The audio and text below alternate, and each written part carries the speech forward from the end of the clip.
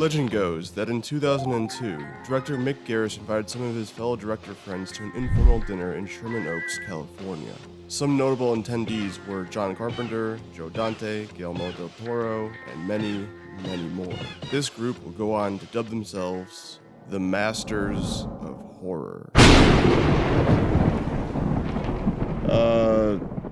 Okay. A little full themselves, aren't they? Don't get me wrong, there are some absolute legends up there. But also included in the original group was William Malone. You know, the guy that directed fucking Fear.com. Master of Horror? More like master of wasting an hour and a half of my time. You know, the exact same thing to be said about you and your videos. Dude, for the last time, I really don't think you're pulling off that mustache. F you! I'm turning to look! Well, now that we have successfully alienated any new viewers, we can begin the video proper. Masters of Horror is an anthology show created by Mick Garris that premiered on Showtime in 2005 and ran until 2007, spanning only 2 seasons, just putting a little asterisk right here for now, and having a total of 26 episodes, with some episodes being directed by big-time names, like the aforementioned John Carpenter or Joe Dante, while others are directed by some smaller names, but are still very prominent within the horror filmmaking scene itself.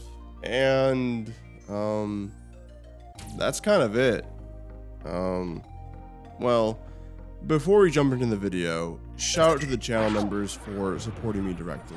If you want your name up here along with a bunch of other perks like getting new videos early, you can become a member today. And don't forget, at 50k subs, we'll be ranking every Tales from the Crypt episode, so if you want to see that... Oh, yeah, don't forget to like, comment, and subscribe. Oh my god. It really does hurt to say those words. Dude, I told you. It just feels like we're talking down to the audience. Why do we do this? The fucked up part is that it's proven to work. Okay. Anyways, sit back and relax as we rank every single episode of Masters of Horror from worst to best. Enjoy.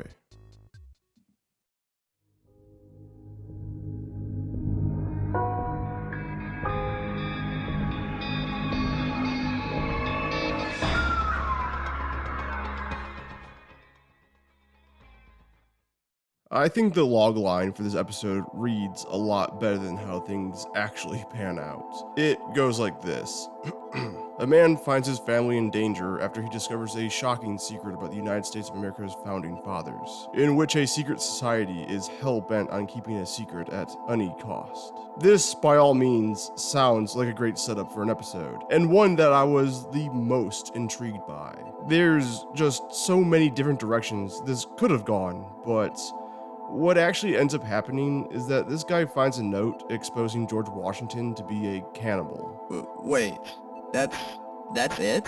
Yeah, that kind of information wouldn't even make a BuzzFeed headline. Even for 2007, I don't think people would have given a shit. Yet, the secret society still sets out to terrorize this poor family because of the information they acquired. And really, they're the ones exposing their hand here, because initially, the main character just kind of laughs this stuff off. But it's not until people start getting weird or vaguely making threats to his family does he start to realize that there might be a secret society here. If they just left the dude alone, they could have gone on their merry way following in Washington's footsteps by participating in these secret cannibal rituals. No one would have been the wiser. And I'm sorry, I'm not a redcoat, I just don't find these people dressing up in colonial attire scary, cannibalistic or otherwise. There is this innate eeriness to the episode of just how far spread this society is that I think should have been the main focal point throughout.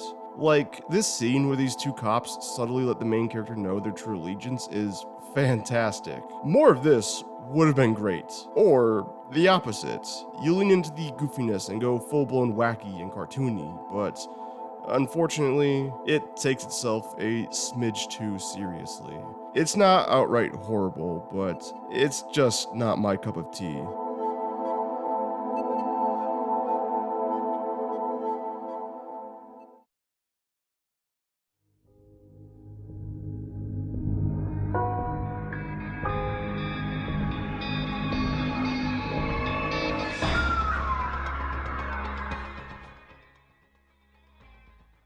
In a very similar fashion, this episode takes a rather good concept and just makes everything messy, which some could argue adds to the overall story, but in my opinion, overcomplicates everything a bit too much. The gist of this one is that our main character's wife is involved in a horrible car accident, leaving her in a coma with all of her skin burned off, looking like Curly from mouthwashing. About 2 years too late with that one, bud.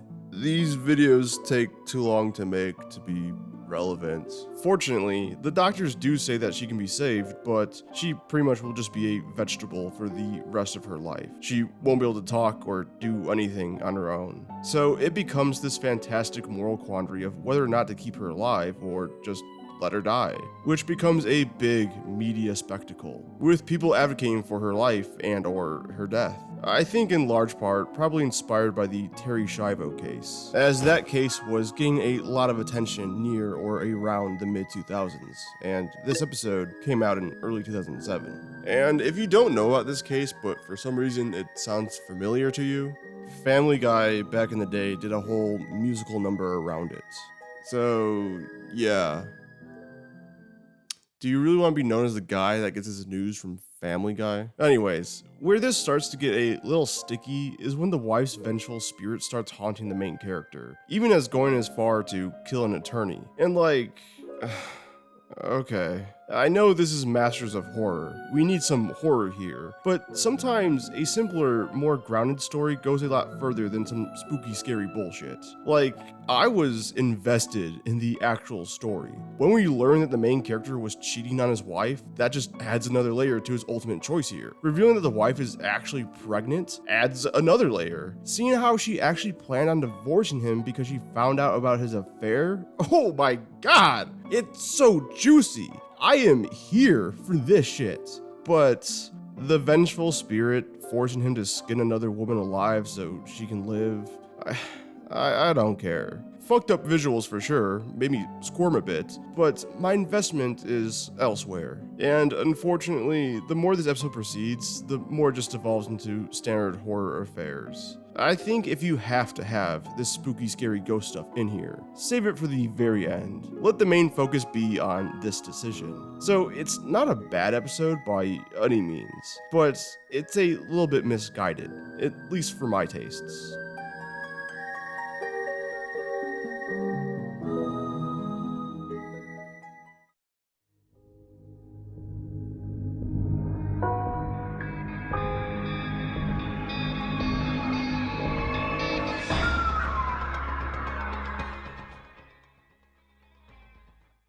I hate to sound like a broken record so early on within the video, but yet again, I really like the concept of this episode significantly more than the execution. That's not to say it fails outright. There are some aspects that I do quite like. It's just that I had a hard time getting invested in this one. I didn't find it all that compelling, both in terms of characters or plot progression. I mean, the main character is just miserable, and that's clearly the point with him being a recent divorcee. But at no point did this episode endear me to this character. I think he's boring, and because this is our main character, this episode is kind of boring. This idea of this guy spontaneously seeing life through some random lady's eyes does get some mileage early on, but once he actually decides to track down this lady, that's when things kind of fall apart. I mean, it is interesting that he witnessed her murder someone through these very unconventional means, but my main problem in this scenario is that I just don't think either of these two characters are terribly interesting. There's little to no stakes. I don't care if either of them lives or dies, ultimately making the climax rather uneventful. It's like watching two bullies fight each other in the playground. Like, I hope they both get banged up really badly.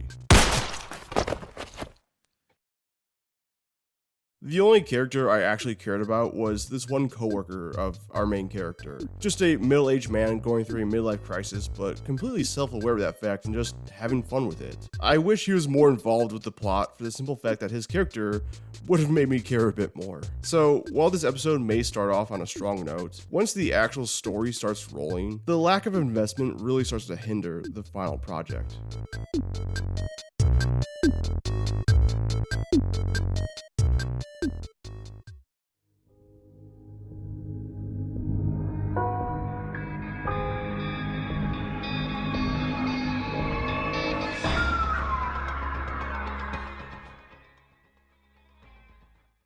Okay, last time I say this, I swear, but the idea of a flophouse for writers absorbing decades of lost dreams and imagination and then spinning those images into reality sounds really cool, but in execution, it just amounts to a ghostly white lady and a demon killing people. Starting to see why none of these inhabitants are published authors if this is the best the Flophouse can put out. I think the one saving grace for this entire episode is that the gore effects are really gnarly. Although, that can kind of be said for the entire series. But it's also got Christopher Lloyd. He's not super significant in the grand scheme of things, but he absolutely eats up every scene he's in. I think perhaps scaling down the scope of characters would have been beneficial. Like, with just the main character and Christopher Lloyd, I think I would have been set. At the same time though, less characters does mean less kills, but in that case, they could have just doubled down on the tits and ass. So yeah, Masters of Horror aired on Showtime, which means there's a lot of tits and ass in these episodes. I'm not gonna point it out every time because it would get redundant so fast. But it's worth noting because it's kind of funny. Like, when an episode truly has nothing going on, it's like, quick, get some boobs in here. People are starting to change the channel. And the only other thing I want to bring up is the fact that this episode has the most Goosebumps-esque ending ever. Straight and to the point. The main character, much like the demon and Valerie, was actually a fictional character all along. It's an ending that is so predictable, it actually loops fully back around and becomes unpredictable. It's kind of funny how that works out. Overall, it's fine enough for what it is. I just think such a great idea was ultimately wasted on a rather run-of-the-mill story.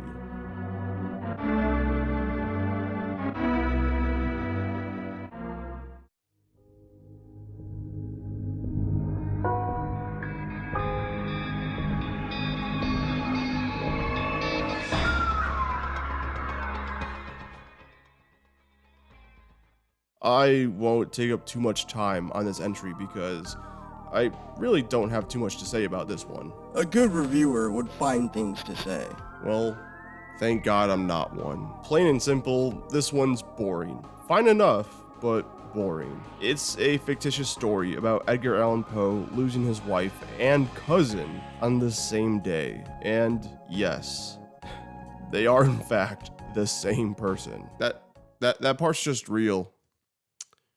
Edgar Allan Poe married his cousin, but we see his descent into madness as a black cat also happens to appear throughout the episode. If you can put two and two together, this is just a retelling of Poe's story, The Black Cat, but it's a metafictional narrative this time around, as clearly Poe himself is inserted into the episode. It's like the events of The Black Cat happened to Poe for real, and then at the end of the episode he's like, hey, this would make for a good story, which is just so incredibly cheesy. And I don't think the episode benefits from this in any other way than making references to Poe's other works periodically throughout the runtime, which, yet again, doesn't amount to much other than being like, oh, Cask of Amontillado, nice. I get that reference. Yeah, I think I get that reference. Which, they could have just done that shit without the self-insert. To be fair though, I was never a big fan of the original Black Cat story to begin with. So, I probably would consider this rendition on par with the original. So, pick your poison.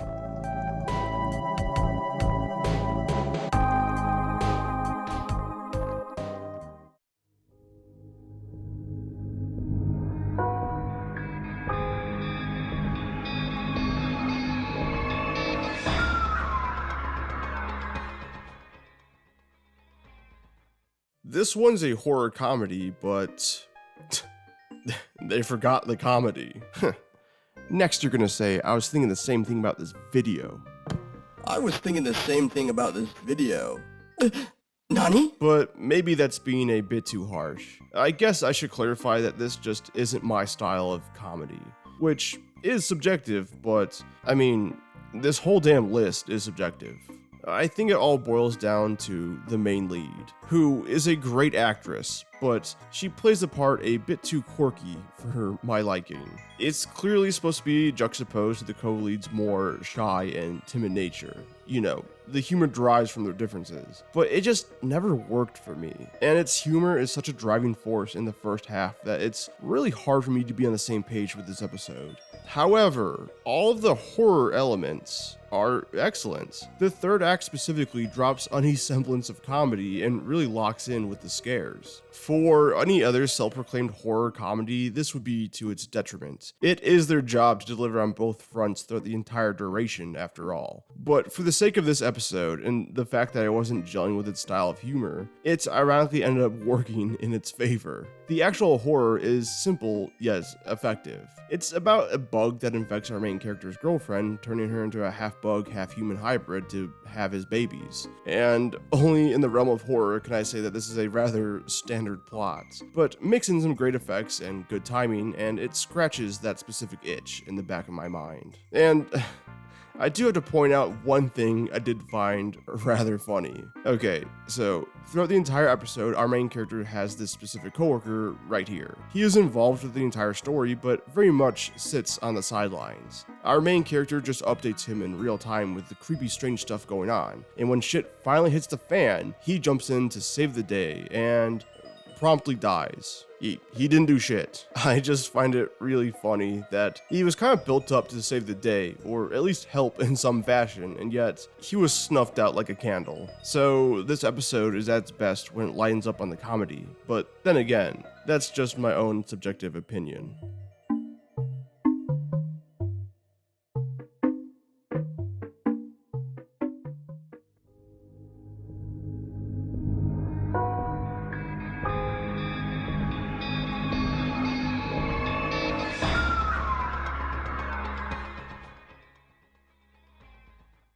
I think this episode starts on such a promising note.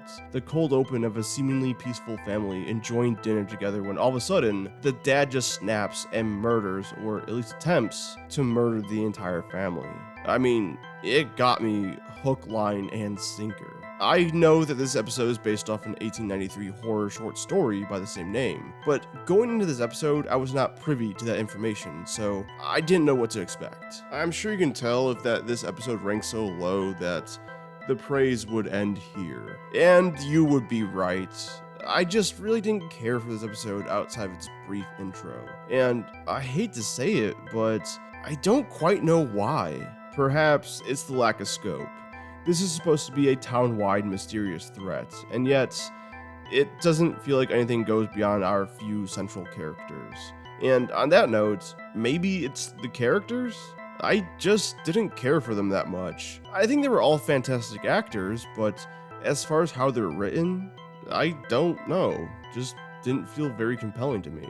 It's a strange episode for me. Usually I know exactly what I like and what I don't like, but this is one where I just can't articulate my thoughts. One thing I do know for a fact is that this episode, by far, has some of the worst CGI in the entire series. It's funny because when it comes to Masters of Horror, across the board, the practical effects are amazing. But when it comes to CGI, it's really rough. I think even for mid-2000s, it's rough. Overall, I just didn't care for that one this much, and I may have not articulated my thoughts very well, but I'll take a mulligan on this entry.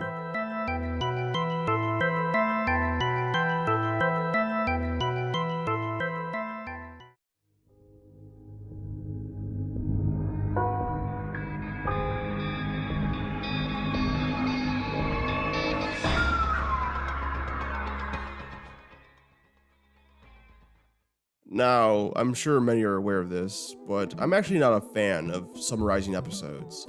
I think it deprives you of the experience of seeking out these works of art on your own accord, and it is painfully boring to write and talk about. And if you just want that experience for whatever reason, just go to an episode's Wikipedia synopsis page and put it through some text-to-speech software. I just like bringing up plot details that are relevant to what I want to talk about, positive or negative. However, I will be summarizing this episode because I think it is fucking hysterical how everything unravels, intentional or otherwise. So, our main character saves this disfigured girl named Jennifer from being murdered in broad daylight. As it turns out, Jennifer is developmentally impaired, and nobody seems to know where she lives. Our main character actually becomes infatuated with her and takes her home to stay with him, with his wife and kid, without talking to them beforehand. They, of course, are like, what the hell, dude? But he convinces them in the meantime to just let her stay for a while. And the wife agrees, but isn't happy about it. And the very next day, Jennifer and the main character bang in his car. I mean, hey, the face is rough, but that pussy tight.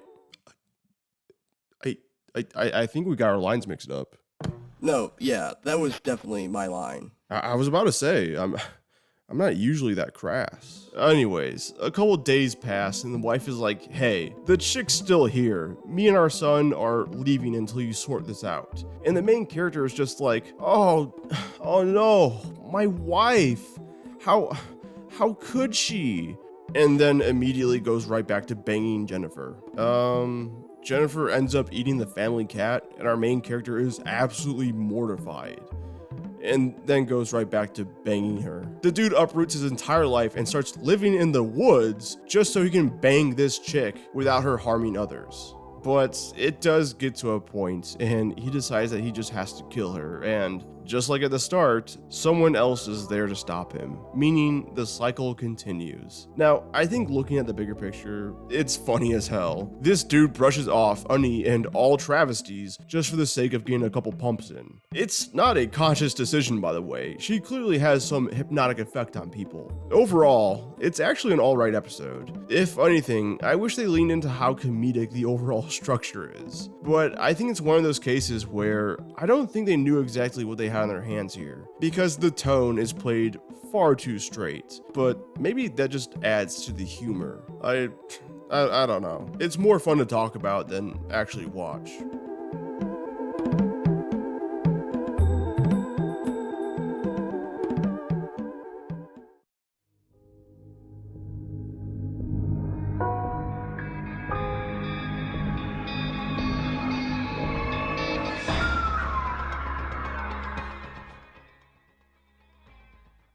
So this is one of those episodes where not much really happens, and it's rather boring trying to get invested in the main story. It's clearly building up to something, but for how lackluster everything is, the climax better deliver. It kinda does. You see, this one's about two clashing ideologies. One man is trying to raise the dead through science, very much a Victor Frankenstein type, while the other is a self-proclaimed necromancer, bringing back the dead via magic and whatnot. And caught in the middle of all this is just a dude and his wife. The man actually talks about how he can't please his wife anymore, and is this going where I think it's going? Well, yeah. Turns out this couple has been visiting this necromancer so that this guy's wife can bang a bunch of zombies, because apparently that's the only way she can get her rocks off. So this whole episode, a sophisticated discussion centered around life and death, magic and science, faith and absolutes, were all just leading up to a zombie cuck joke. And I hate to say that, it kind of landed for me. The look I made when I slowly realized what they were building up to, because after a while, the writing really was on the wall at a certain point, was absolutely priceless. It was a mix of bewilderment and, holy shit, they're actually doing this. It doesn't necessarily excuse the slower pacing throughout this episode. I mean, they did essentially take a full hour to execute this one joke. But goddamn, props to them for actually committing. Funny how, warts and all, it just balances out to be an okay episode.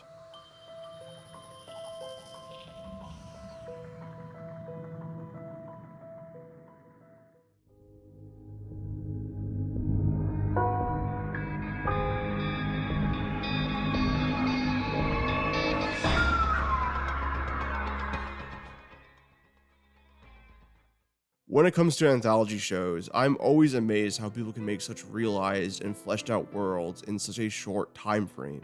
I mean, Masters of Horror episodes really are just half an hour short of being feature length, so maybe it's not too impressive of a feat, but I still think it is. That being said, while I think the post-apocalyptic world is very uniquely realized, I also think the story is a bit lacking, or rather, it has a pacing problem. It's a little bit of a double-edged sword here though. There's a couple of scenes throughout this episode that don't really revolve around the plot, but do in fact flesh out the world. It's a bit of a damned if they do, damned if they don't sort of situation. Because if they were to tighten up the pacing and get rid of those scenes, then the world wouldn't have felt so realized. And in the case of this episode, I would have liked the story to get a little bit more focus. Because the twist at the end of the main character's own mother actually being the one to sell her sister into this fucked up zombie slave ring doesn't land as hard as I think it should have. It tracks for her characterization, that's for sure. I mean, when the apocalypse first started, she locked a lot of people out of her own house that she could have very easily let in.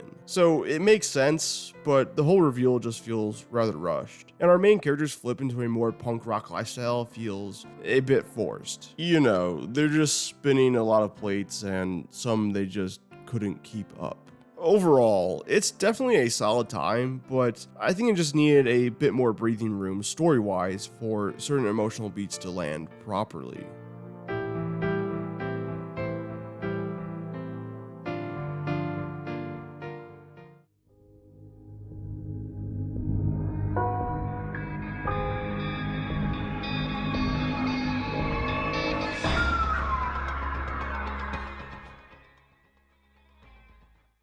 So, I didn't quite care for this episode on my first watch. Plain and simple, it was the last episode of the entire series, and quite frankly, at that point, I was pretty checked out. But that wasn't fair to this episode, so I ended up rewatching it a couple days later to give it an honest-to-God fair chance, and I felt the exact same way. Yeah, burnout wasn't the problem. This is just a completely average episode, which there's nothing wrong with being average. It just means I don't have much to say about this one.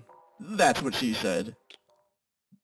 If we all collectively ignore him, he will go away. I'm pretty sure my soul is actually just forever trapped in this TV. But it's some good old-fashioned creepy boat stuff. A dude gets possessed and tries to murder our two leads. Our main lead is haunted by his past in which he lost his brother at sea. You know, good shit, but nothing I really care to comment on. Not enough to bitch and moan about, but also not enough to praise and compliment. It is, however, a bit of an anticlimactic way to end off the entire series. Kinda. But I'll talk more about that at the very end of this video.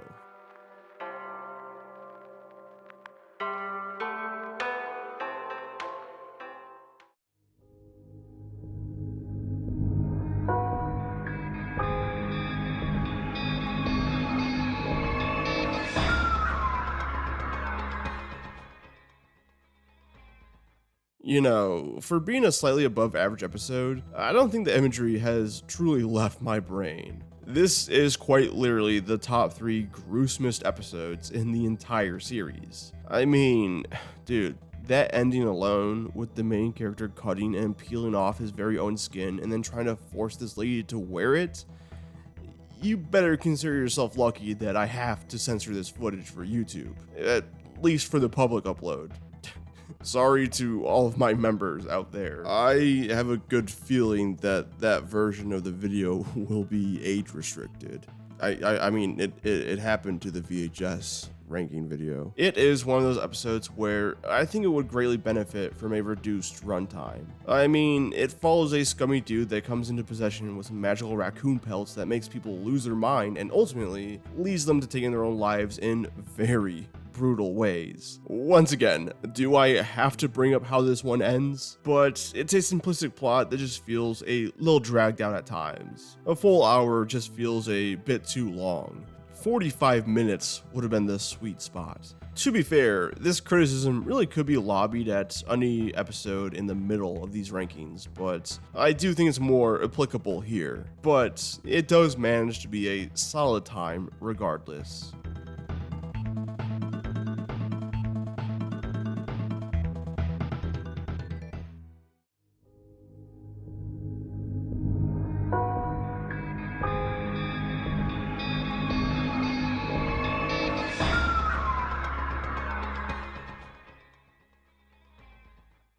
John Carpenter hits us with a very solid entry in this series that I think gets a bit of a bad rap online. I feel like some people have a disdain for this particular episode simply because this is Carpenter's second and last entry in Masters of Horror.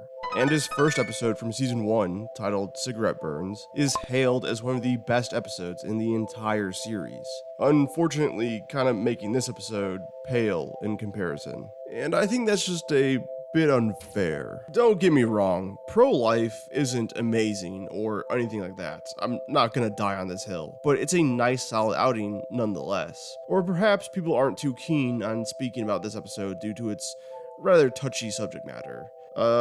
Yeah.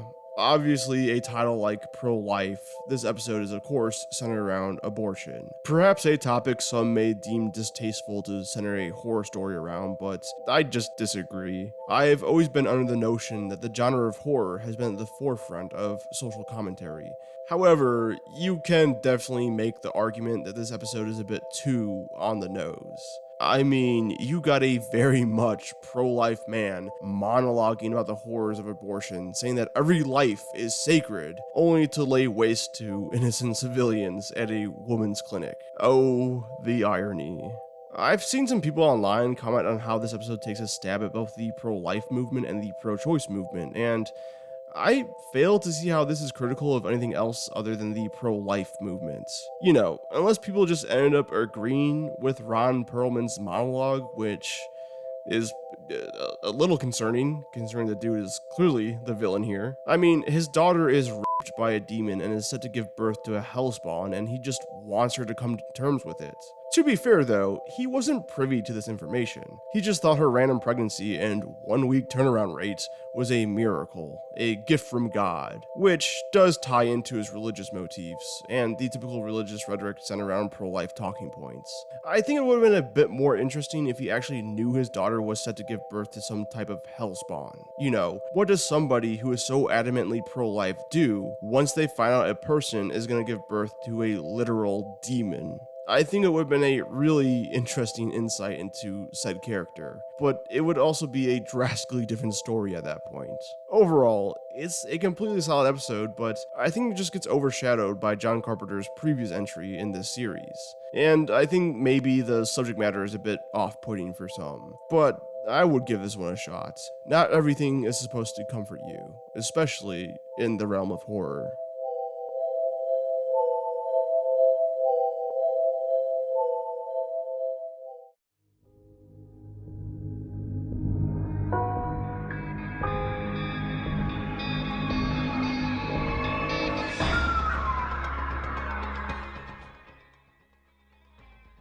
This one to me just feels like a little classic deal with the devil kind of story. Basically, these parents lose their son and make a deal with a demon to resurrect their son, but they must sacrifice 12 virgins within a year to do so. The show being what it is, of course they go through with it, and our main character ends up being the final victim in all of this. Let this be a PSA to get out there and start having sex. I mean, sure, you know, consensual, safe sex with somebody you trust. With men. Yeah, sure, you know, if you swing that way. With big, fat, hairy men. Do you want to talk about something? But me summarizing this fashion is a huge disservice to how this episode actually plays out. In a sense, I got massive Resident Evil 7 vibes from this one, because our main character is just trapped in this house and she starts slowly uncovering the true tragedy about this family. But in RE7, the Bakers were infected with mold, and the parents here were just infected with nothing. I guess grief, if anything. But this episode can even deliver on the scares, as the dead son is technically alive, but exists as this half-human, half-demon hybrid. I guess my ultimate problem is that when everything is said and done, it's all just a bit too basic. This applies to even the ending. The main character does in fact die, and the son comes back to life. But the son makes a deal with the demon to sacrifice both of his parents' life to bring back the main character, seeing as the two bonded throughout the entire episode, and he never really liked what his parents were doing in the first place. So while it's nothing crazy, it's done very well. I just wish there's a slightly more complex element involved to maybe make this episode's mystery component a bit more compelling.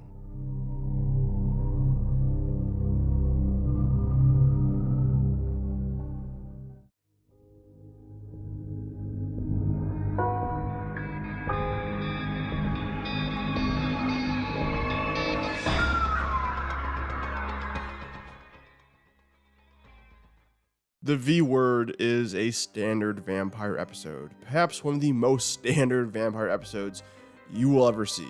A kid and his friend become vampires. We witness all the long, agonizing process involved with actually turning into one, and our main character ends up sacrificing himself to put an end to the whole secret vampire regime. Like I said, it's nothing crazy. Vampires have been around forever at this point in time. It's hard to create a wholly original story involving them. So, why did I rank this one so high? Plain and simple, I thought this episode had some of the best cinematography in the entire series, which makes total sense. This was directed by Ernest Dickerson, who, for at least the first half of his career, was primarily known as a cinematographer. Actually, Spike Lee's go-to DP for his early career, as Dickerson worked on all of his earlier films like She's Gotta Have It, Do the Right Thing, and Malcolm X. He was also a cinematographer for a good handful of Tales from the Dark Side episodes, so the dude knows how to light horror scenes properly. I actually recommend reading through the dude's Wikipedia page. He has a very extensive and impressive resume. So yeah, the story's lacking, but god damn, this is some nice looking eye candy. It's a shame it's Dickerson's only time directing an episode for this series. I wish they gave him a script that's just a bit more interesting. The dude can cook, but you gotta give him the right ingredients.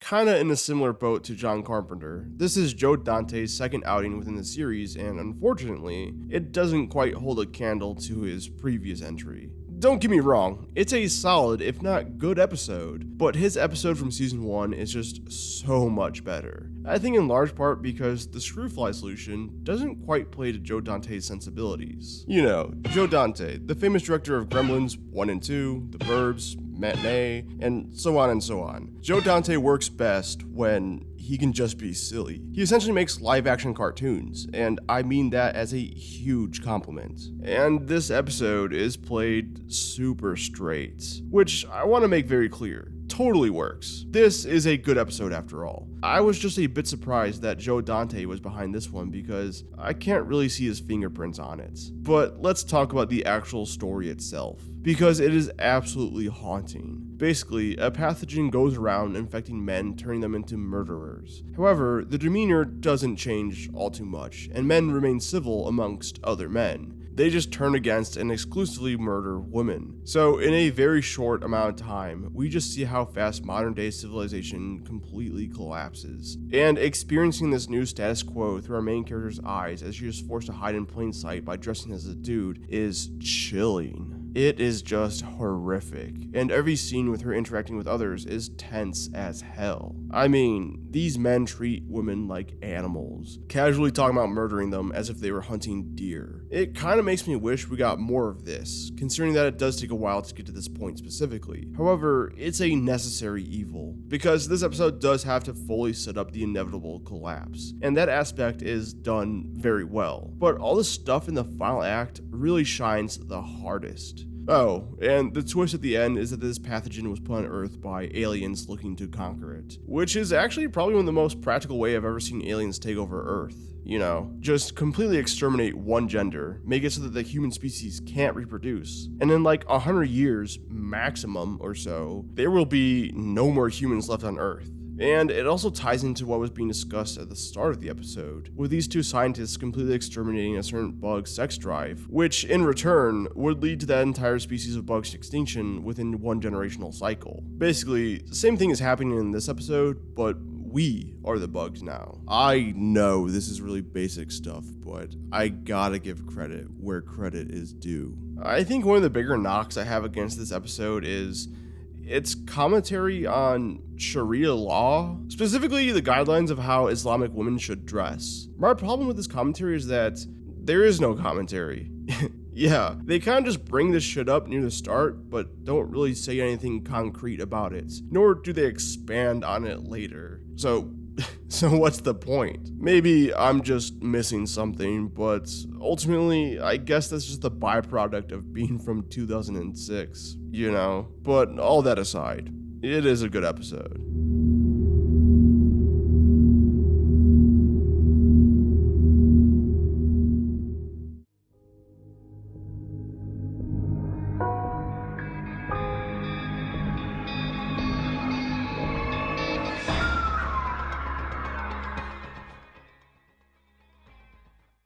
This is clearly a good episode. It just barely cracked my top 10. But even I have to admit, it's essentially a diet version of Stephen King's It. It's not one-to-one, but there are some similar beats. Mainly just the whole setup of the main character moving back in his hometown and reconnecting with his old childhood friends, all while a clown from their past resurfaces again and tries to kill them. The big difference being that this clown was actually just a chill-ass ice cream driver when they were kids, but a prank gone wrong ends his life and now he's finally back to take theirs. Sounds really generic now that I'm saying it out loud.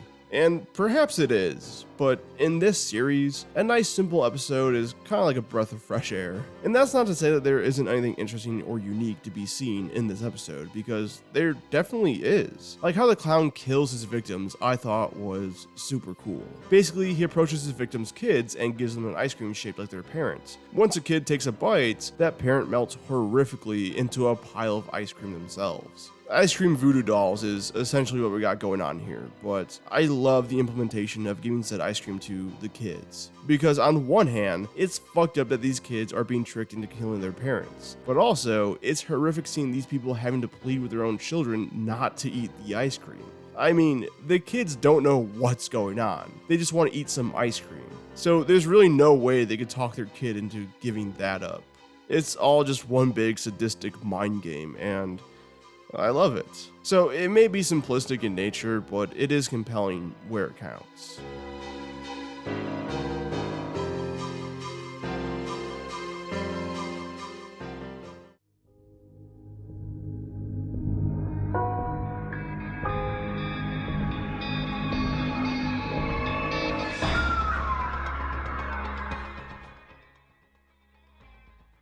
First episodes are always a little bit tricky.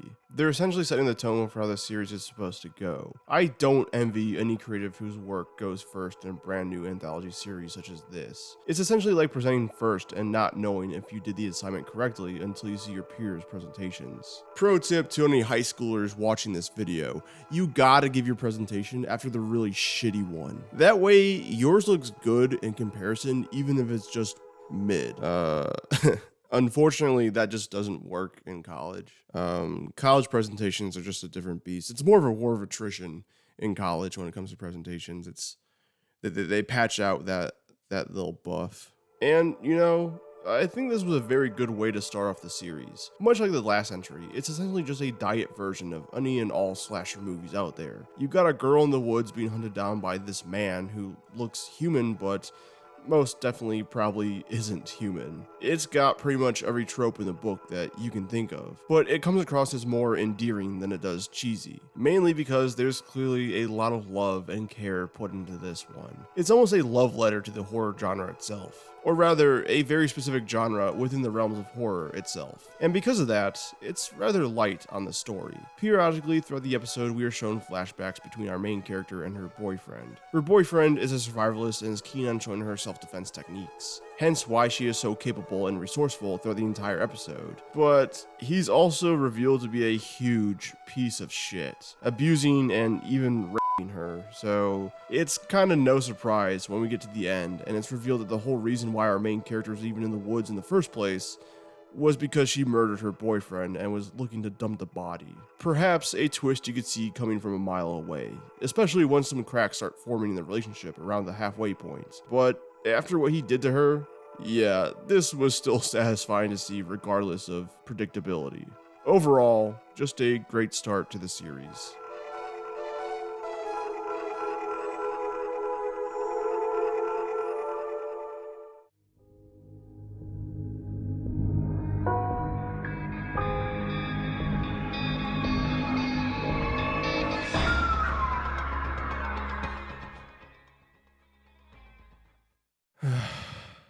Okay, Imprint. One of the most infamous episodes in this show's catalog, and for good reason. Imprint is the only episode in Masters of Horror that never aired on television. Showtime ended up shelving it as they grew concerned with its content. Show creator Mick Garris said that it was the most disturbing film he has ever seen, which all kinda sounds like bullshit. You know, just a marketing tactic to sell more DVDs and Blu-rays, as this would have been the only way for people to view this episode back in the day. But after watching Imprint, yeah, they weren't messing around. You want to know why this episode never aired? Well, let's list off what is contained within this episode. We got murder, assault, rape, incest, abortion, drowning babies, and an extended torture sequence that is so graphic, I'm just gonna censor this across the board. Not just because I don't want to get demonetized, but because I don't want to subject anyone to this scene. It was a really rough watch, and I had to physically turn away at certain points, and I never do that when it comes to graphic content such as this. But here's the thing, despite the shocking nature of everything, it didn't feel like it was trying to be shocking for the sake of being shocking. It had a greater purpose. It had an actual story to tell. It's why I never messed with the Terrorizer franchise, because outside of being gory and brutal, what are we doing here exactly? And the story presented here is nothing amazing, but it does demonstrate what it's like to grow up as an outsider due to circumstances beyond your own control, and the resentment one would harbor from such a life. And all the brutal imagery presented throughout this episode just reinforces that cold, harsh notion. So it's a great episode, but god damn, do I never want to watch this one again. It's definitely not for the faint of heart.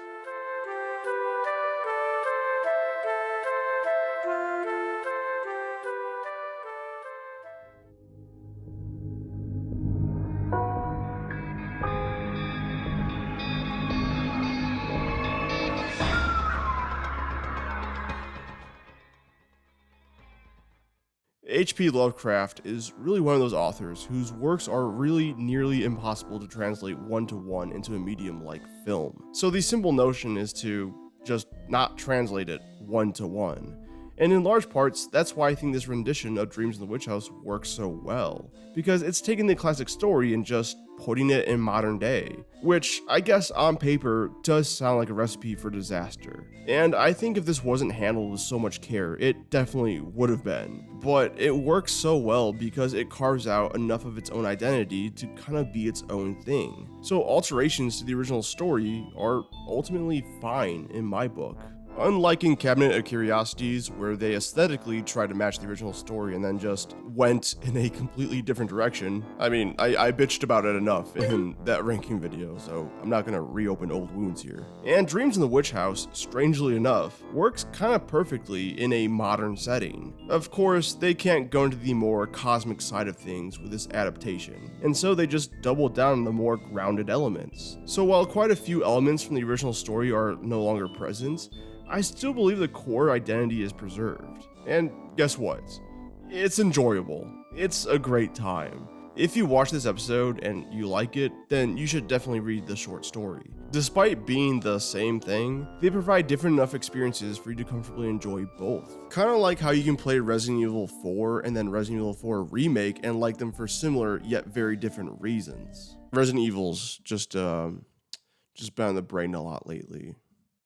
Finally got around to playing RE9 and oh, holy shit. H.P. Lovecraft's work is no easy task when it comes to adaptation.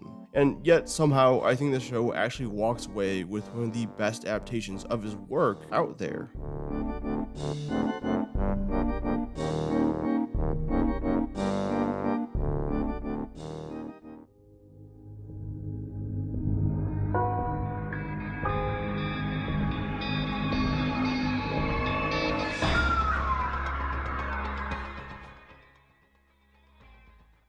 Dear Woman is another self-proclaimed horror comedy episode, and this time around is actually really funny. I wouldn't say it's the funniest episode in the series. That claim goes to another episode I haven't talked about yet, but it really is a close runner-up. But it makes sense why, since this one is directed by none other than John Landis, famous for such classics as Animal House, Three Amigos, and Coming to America. Fun fact, John Landis is responsible for 3 actors' deaths due to unsafe working conditions on the Twilight Zone movie. That's not a fun fact at all. That's actually really depressing. Fun fact, 2 of the actors were children. These are not fun facts! Well, all that aside, what we got on our hands here is essentially a buddy cop movie with some horror elements and a light yet fun mystery. The 2 main leads' chemistry is great. We got a burnt detective with a bit of a chip on his shoulder because he's been dedicated to work in the animal attacks division, juxtaposed to his counterpart who is much more of an upbeat, charismatic police officer. It's a classic tried and true comedy pairing, but I'll be damned if it doesn't work. I think you could complain about the overall story if you want. There really isn't a lot of meat on all these bones, but I do believe it was kind of left intentionally hollow just so the more comedic elements can stretch its legs. Like, the sequence of the main character imagining different scenarios on what he thinks could have happened at all these crime scenes are just perfect. And unlike in Sick Lady, where the humor just kind of dissipates by the end, the humor here is consistent throughout. So, while it may be a lackluster mystery, a fine enough horror film, it really does excel at being funny. And I could never take that away from this episode.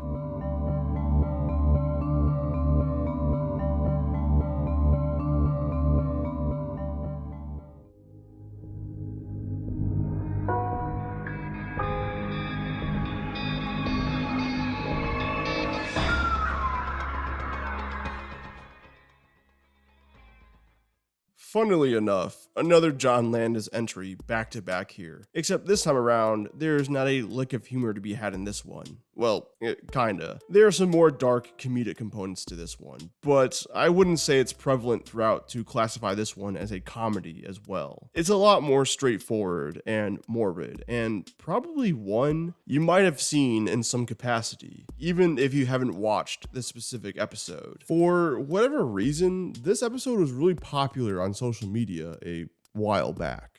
I would see this episode pop up a lot in my YouTube shorts, complete with those closed captions and background music that just drowns out the actual dialogue. In short, ruining the artistic integrity of the episode. But it's a simple plot about this middle-aged man who lives alone and murders people, which then prompts him to melt them down to their bones so he can live with this little skeleton family, who he envisions as real people. Whoever this main actor is, plays this role perfectly. He is so warm and kind, but ever so subtly off. And it's not like he flips into an evil persona or anything like that. The dude stays true to his character no matter what he's doing, which is even more disturbing. His spot kind of gets blown up when the new neighbors move in, a doctor and a journalist. And he starts to develop a crush on the journalist specifically. He wants to make her his new wife, which means he wants to kill her and turn her into a skeleton. But in a twist, it turns out that the neighbors themselves were actually planning on killing this guy. Not because they themselves are also serial killers, but because this guy actually killed their daughter many years ago. With her being a journalist, they finally had enough evidence to make sure that this was the right guy. And, well, he still has the daughter's bones out and about, so kind of caught him dead to rights. But the man being a doctor also means they're not just gonna kill him, they're gonna make him suffer. We never know the extent to their torture, but all we know is that it's very painful. And the man claims that he can keep him alive for the next 10 to 14 days, so damn. Well deserved though, honestly. I mean, his victims were exclusively women, children, and the elderly. He more than had it coming. It's such a demented look into this guy's psyche, but at the same time, it's not too disturbing where I don't feel like coming back to watch this one again. Because truth be told, I'll gladly come back and watch this one again.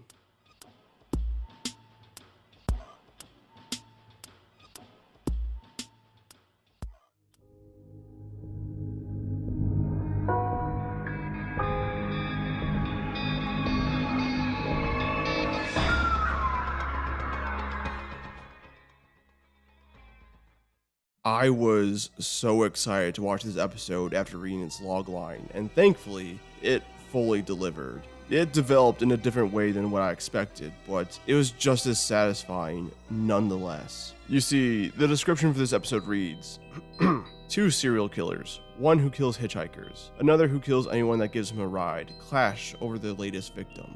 I read that and I thought this was just gonna amount to 2 serial killers trying to kill one another, not knowing the other was a serial killer as well. But that doesn't happen, which may seem disappointing, but honestly, what really transpires is much more interesting. Basically, it's a battle of young and old, a rookie versus a veteran. A bus breaks down in the middle of nowhere, and these two, separately, have their fun and kill everybody on board. And right away, we see their 2 separate styles. The young one likes to have fun with his victims, play with his food, so to say, and make a spectacle out of everything. While the older man is much more practical. No flash, no pizzazz, but still getting the job done. You know, very much clocking in and clocking out so he can get home and watch his reruns of MASH. But both happen to set their eyes on the same final victim, naturally leading to the 2 just butting heads. And this is where the episode really dials it up to 11. While I loved seeing these 2 work independently, it laid the foundation for how each of them operates. It is much more interesting pitting them against each other. Them both being serial killers means they were both able to suss out that the other is in fact a serial killer as well. The older man admittedly has a bit of an upper hand in this situation.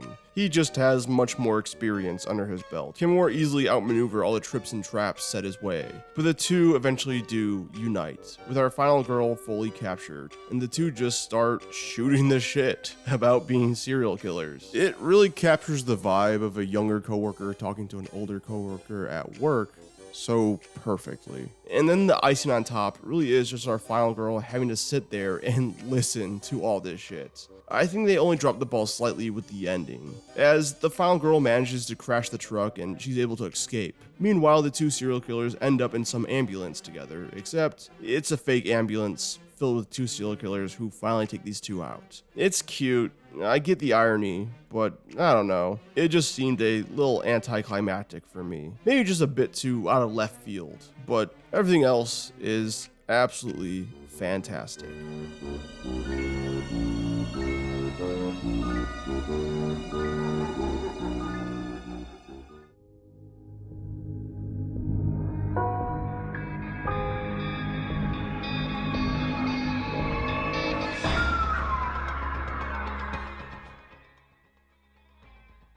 This to me is, bar none, the funniest episode in the entire series. And of course it is. It's directed by Joe Dante, and this is unequivocally more of the style I expected out of him in the first place. Now, when I talk about this episode, it may seem horribly dated, but unfortunately, it's hauntingly as relevant today as it was back then. History doesn't repeat, but it sure does rhyme. You see, we follow a speechwriter who is part of the campaign for re-electing George Bush in the 2004 election, when suddenly, fallen veterans from the Iraq War come back to life with the sole intention to vote in this election. Like, literally, that's their whole purpose. Once they do so, they can move on. Now, the Republican Party actually sees this as a good thing that can benefit them because, well, veterans historically usually vote for Republicans. So, while it becomes a nationwide debate on whether or not these zombies should be able to vote because they've all been technically and legally pronounced dead, the Republicans take a firm stance on saying how these true patriots should be allowed to vote, claiming that denying access to men who died for this country is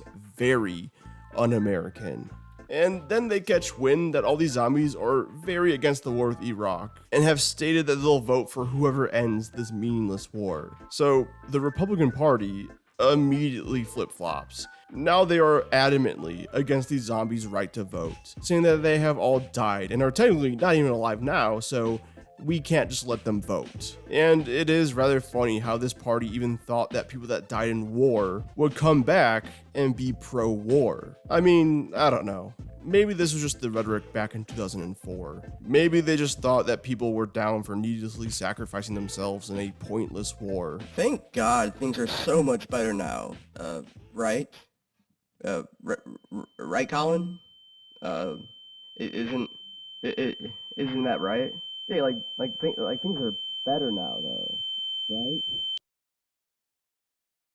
But despite everything, George Bush still manages to get reelected. So the fallen veterans say, fuck this, and come back to life again. This time to just attack the Republican Party, but really anyone that is pro-war. This is just a great episode. There are a lot of funny bits here and there that I won't go over because there is nothing more unfunny than having to summarize and then explain a joke. And I want to make something very clear. Yes, this is a scathing critique on the Iraq War, but at the same time, it still has that classic Joe Dante whimsy. You know, despite everything, it's still very cartoony, but done in a way where it doesn't detract from what the episode is actually trying to say. This, on paper, seems like a tough tone to balance, and yet they walk that line beautifully. I think anyone else behind the helm would have messed this up, but not Joe Dante.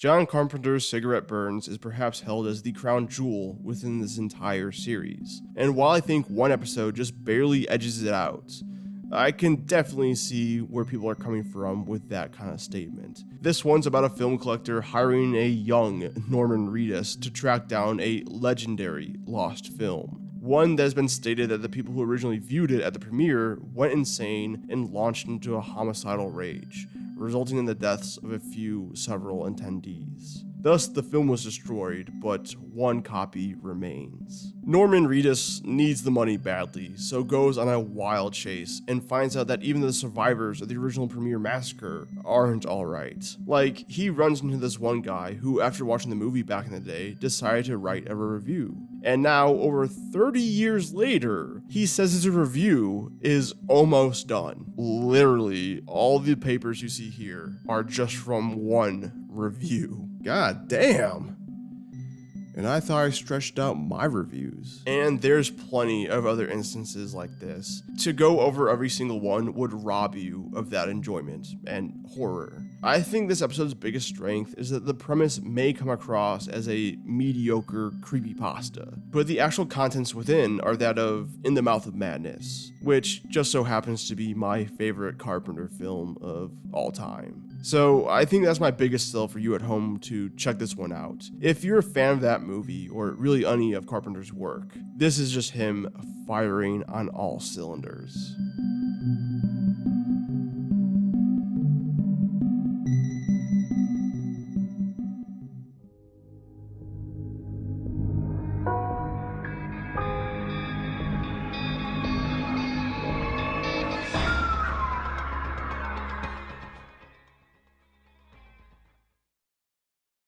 Perhaps a massive upset here. I think fans of the series don't really even think about this episode. But to me, not only is it an underrated gem, it's also my favorite episode in the entire series. To me, it all boils down to the simple fact that Sound Like feels and plays out kinda like a classic X-Files episode. See, my red flag is being an X-Files fan.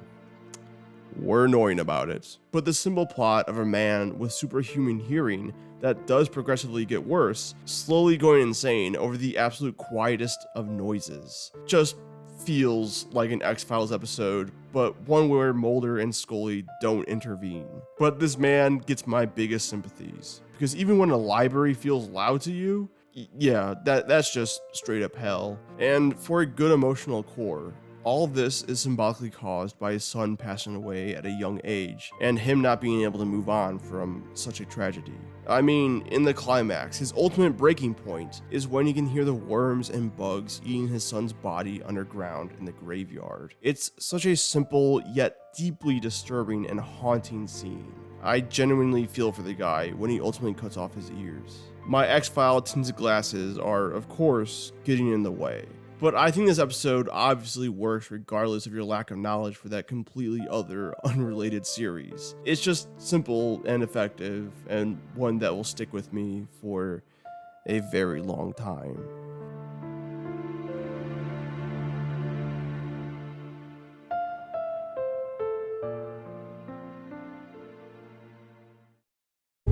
So that was Masters of Horror. Just like any anthology show out there, it's a mixed bag of good and bad episodes, but overall, I enjoyed it. At the very least, it's cool to see some more projects from my favorite directors.